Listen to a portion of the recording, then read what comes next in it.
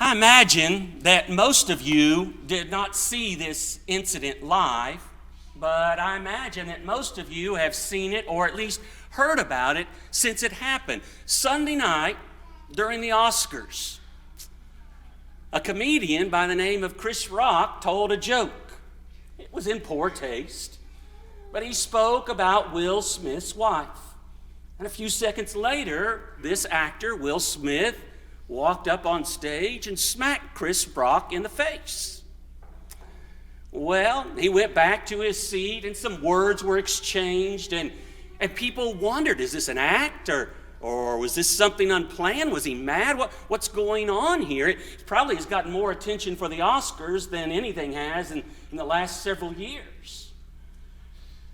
People are wondering, is Chris Rock going to press charges? That's assault for someone to do something like that.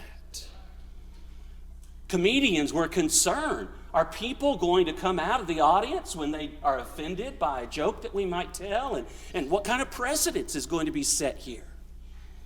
Well, here's a man who said something and he got smacked for it.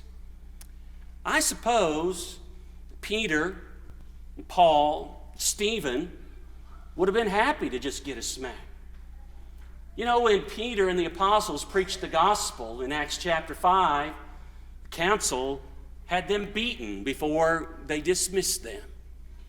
In Acts chapter 16, Paul and Silas were preaching in Philippi. And because of the work that they were doing, many stripes were laid upon them before they were placed in the stocks in the prison. And then there was Stephen in Acts chapter 7, who because of his preaching, the people rushed upon him and took him out of the city and stoned that godly man to death. It's interesting to me when you study the Bible and you read about people being cut to the heart or pricked to the heart. They did one of two things. Number one, they either obeyed the gospel, they became Christians, they were baptized into Christ for the forgiveness of their sins, or they killed the preacher. I suppose they would have been happy with just a slap. No doubt they would have just turned the other cheek. But here were men who were sharing the gospel of Christ. It cost them their lives. I wonder tonight, what's your response to the gospel? Now, I know that I've been very fortunate. I've not even had a rotten tomato thrown at me. But there might be some who just say, preacher, shut up. I don't want to hear it.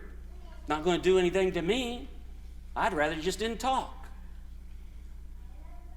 Or are you going to be someone who, being touched to the heart, will say, I want to obey the gospel of Jesus Christ? It's interesting, isn't it? They were pricked to the heart on the day of Pentecost, and about 3,000 obeyed the gospel. They were cut to the heart in Acts chapter 7, and they killed Stephen. What's your response to the gospel of Christ? I guess we'll see tonight. If you've not yet obeyed the gospel, we want to encourage you to come and put on Christ and in baptism for the forgiveness of your sins. If you're one who has obeyed but has fallen away, you need to come back. We want to pray with you and for you. So tonight, if you need to obey the gospel, won't you come as together we stand and sing this good song?